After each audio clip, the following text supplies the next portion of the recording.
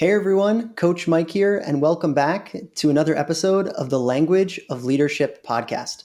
I'm joined today by Brad Federman, the Chief Executive Officer of PerformancePoint, LLC. Brad, how's everything going this morning?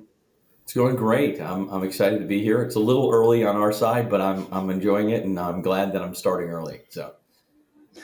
Well, thanks so much for joining us, and I'm really excited to dive into your leadership journey, your recently published book, Cultivating Culture, and also a little bit of guidance and advice for young professionals or young men and women who are just about to start on their journeys. But before that, maybe just to put this all in context, Brad, you've had an illustrious career as an international author, speaker, coach, and consultant with more than 25 years of corporate experience. And before becoming the chief executive officer at Performance Point, you were also an executive vice president at Novations Group and you held senior leadership positions at Accenture and Humana. Your experience is unparalleled. We're really grateful to have you here. But perhaps you can share a little bit more with our audience and our viewers today, a little bit about your background and how you arrived at where you are today. Sure. I went to school actually at University of Maryland, and I was looking for a way to focus on human performance and didn't understand what I needed to study to do that. So I searched that out. And at University of Maryland, I found a degree around organizational communication. It was really kind of an organizational development degree. And I studied that. And that's what got me to Accenture in the first place. And that's where I started to cut my teeth. And we worked on change management issues and technology transfer issues. It was a really good experience. It wasn't the culture that I wanted to stick with. So I knew eventually I was going to go. And so I went and worked at other places like Norrell Services, Humana. I really focused on helping them drive the business forward in productive ways. For instance, Humana, we needed to grow the business faster. We had a special position, which was really a CEO of each network. And it took about 10 years to develop somebody to be in that role, or you had to steal them from competitors. We brought that down to between 3 and 4 years so that we could grow the business faster. And so I got really interested in how human performance could drive business. And what is it that you focus on at Performance Point? We'll get into the book a little bit later, but just briefly so our listeners can understand. Sure. So our mission is to inspire others to discover and live their possible. What I mean by that is others could be individuals or organizations, but we want people and organizations to see what they can achieve versus what they have achieved. And we do that really because we feel like companies have focused on the wrong P's for too long, right? They focus on things like profit, proclamations, problems, and process. And we want to move them to purpose, people, participation, and passion. Not that you ignore process and problems, but that you've got to have proper balance, right? And if you don't have purpose, passion, and you don't focus on people and participation, you lose part of the battle. So is it fair to say that there are a lot of executives out there who are focused on Gantt charts and deliverables and DRIs and KPIs, and they're forgetting maybe what the business was instituted in the first place, which is to help people do something? Yeah, it's interesting when you're in an entrepreneurial kind of situation. You're thinking about a need that has not been fulfilled or not been fulfilled a certain way. And so you're thinking about what makes you distinctive. What's your purpose? Why do you exist? And then somewhere along that continuum of growth, companies forget about that and they focus on balance sheets and profit and loss statements, so much so that they hurt what is special about them. They lose what is special about them. And sometimes they have enough pain and they figure it out quickly enough that they have to go back into entrepreneurial mode and recreate themselves. And in other cases, we watch them disappear from the face of the earth. And so I think you're right. You've always got to go back to who are we? Why do we exist? What should our brand be to our customers? And then how do we support that brand and that existence through our people and our systems? I think, as I've heard you speak about before, it's during those challenging times that leaders are really tested. And that if I can paraphrase something I've heard you say in another interview, right, culture matters the most when we face the most difficult situations. And we can't just pay lip service to it when things are going great. But when things are going in a challenging way, that's when culture really comes out. Maybe you could speak to that point for a moment about when we really see culture come out from leaders and in organizations. Sure. Culture is about the behaviors you're willing to tolerate. And those behaviors pop up typically during difficult moments or because you have people who are difficult, but they are such good producers, you're afraid to deal with them. And so you have to think about this. It doesn't matter how you treat somebody 360 days of the year. If there are 5 days of the year where people get berated, chewed out, mistreated, if you allow one person out of 100 people to misbehave and not follow the cultural norms because they produce that much more revenue than anyone else, then that's what your culture actually becomes. Your culture should be built with the concept of how do we strengthen our relationships with our customers, and how do we grow our company productively healthy. And when you actually succumb to those inner demons, if you will, and that's what they are, of not dealing with something that you should deal with. I'm not saying bad things don't happen. Bad things happen. How you deal with them is what matters, right? So the best example I can give you is I had a company that I worked with. We did an engagement survey for them years ago. It was the worst engagement results I'd ever seen. Ever seen. The numbers were awful. And by every comment had a executive's name in it with curse words by them, and I had to redact. I had to actually remove parts of comments because I couldn't show that publicly. It was that bad. And ironically, they had a beautiful set of values and a great culture that was espoused. It was written on the walls, but it wasn't always followed. It wasn't something that was broken every day, but when there were problems, it wasn't unheard of that an executive would berate an employee, would yell at them, scream at them, would mistreat them in front of other people. They shouldn't do it behind closed doors either, but they would do it both, right? And so I had to sit down and work with that executive team to help them understand and acknowledge that they actually were the problem, right? And it took a while for them to figure that out and be able to digest that. And when they did, the CEO said, we've got to fix it. And we instituted a 3-strike you're out rule. So the first time somebody went and decided to do their own thing and do something like that and broke the rules, they got a training plan. Second time, they got a coach. And the third time, they were let go. It took one executive to be let go. And when that executive got let go, they basically changed. All the other executives realized this is serious. The CEO means business. And by the way, the employees took huge note. And so they built the culture the rest of that year. That happened within the first 3 months. Built the culture the rest of the year, and they had an $11 million swing in their profit to the positive. And it was because employees decided to get back on board and help the organization grow.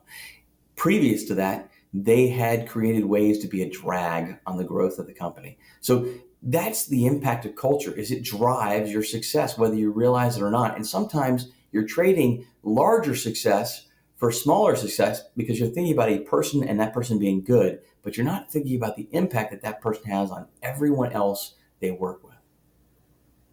So if I'm hearing you right, Brad, it sounds as though culture, which I know people have different definitions for, we can for the time being, and feel free to insert your own definition or explanation here, but we can say the sum total of the behaviors of the organization, or what you do when no one's watching, or would you like to, or would you care to throw in a definition here for us to use for the rest of this conversation? I actually think about it as simply a shared way of doing things that helps both Great. the organization and individuals succeed. All right. A shared way of doing things that helps both the organization and the individual succeed. This idea of culture is complex, is interrelated with business success. And in fact, it can drive incredible business turnarounds like you've shared before.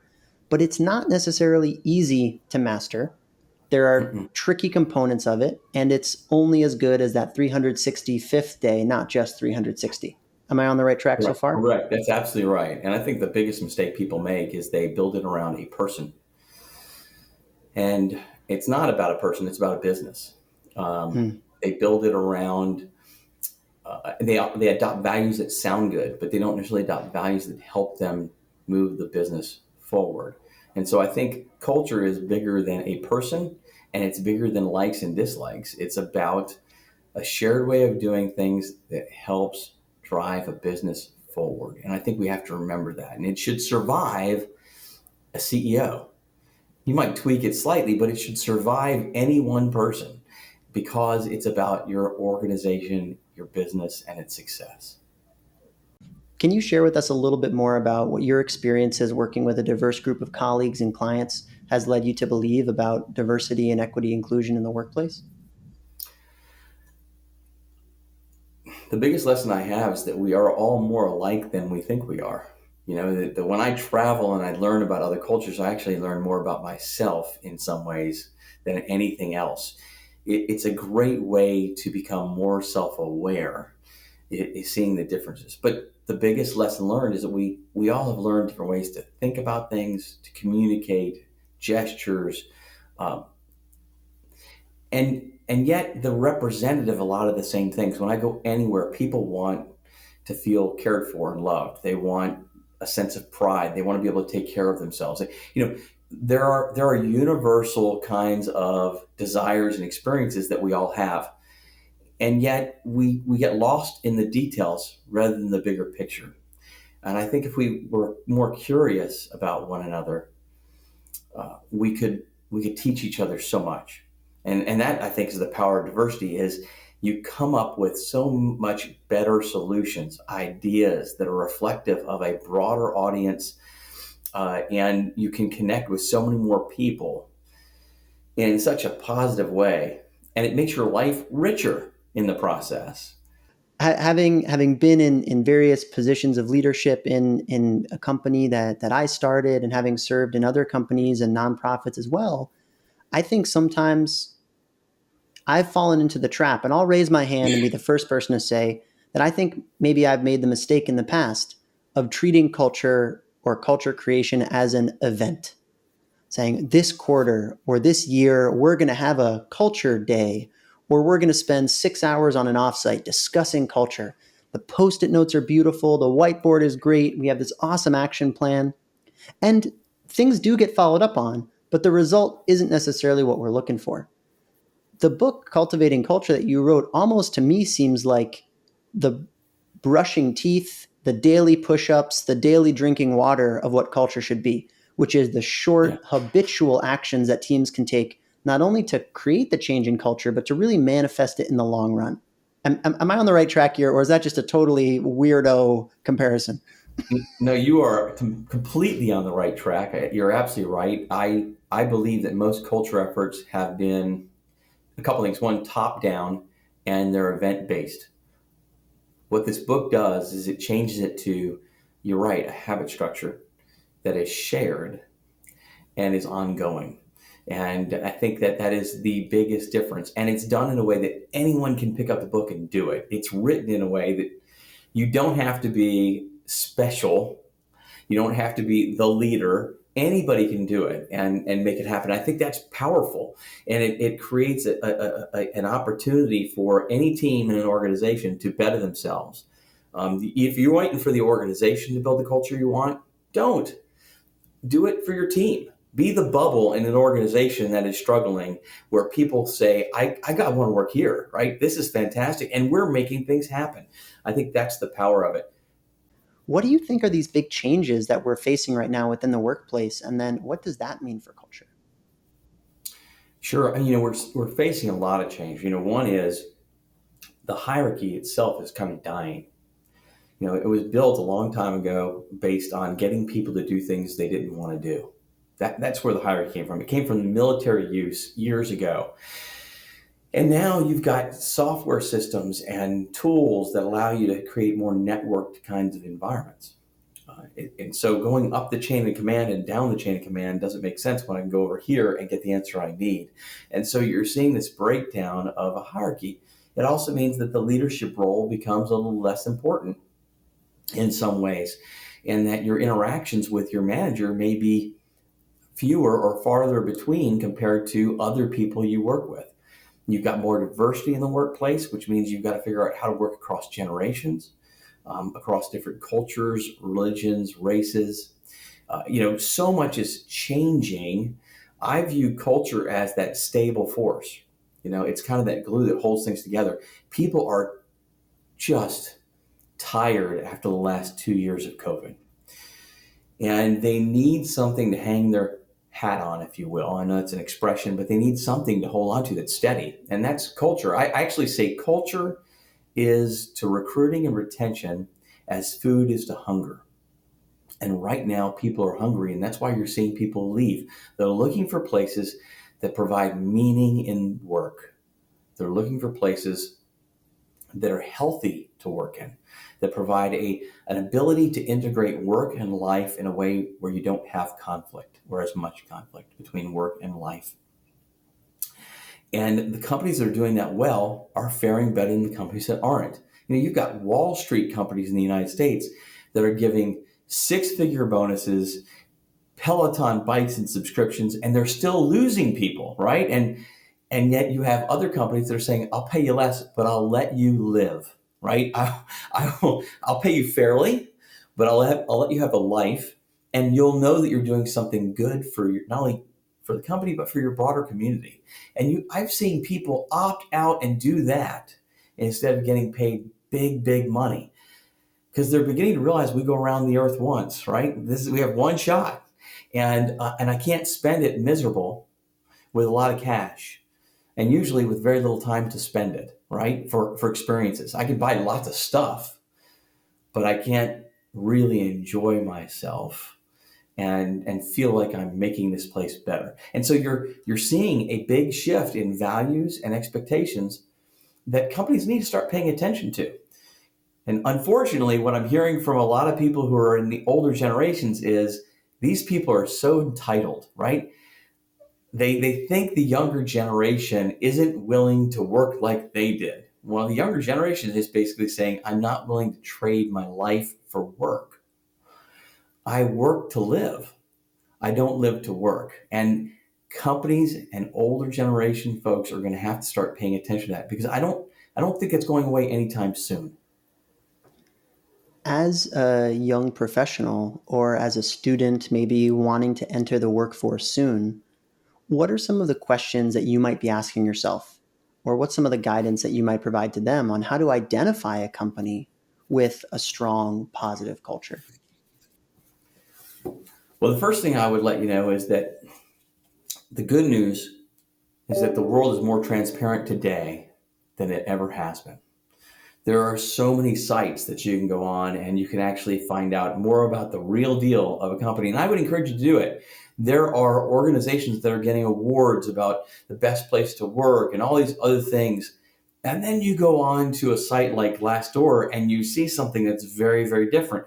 You need to know the difference between PR and reality. Now, if most people say the organization's wonderful and you've got one outlier that says it's bad, then put it in perspective. There's always going to be bad fits and somebody's not going to like it. But if you see organizations that are getting consistent remarks about their culture that's not positive, then you should pay attention to it. Second thing I would tell you is the selection process is a two-way street.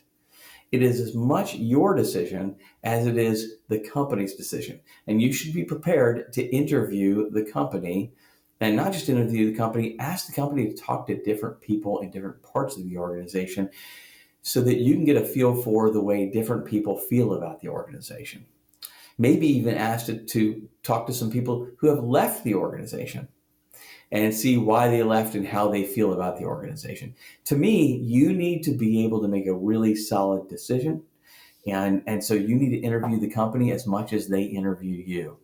The other thing I would do is I would ask about I would pay attention to their cultural statements.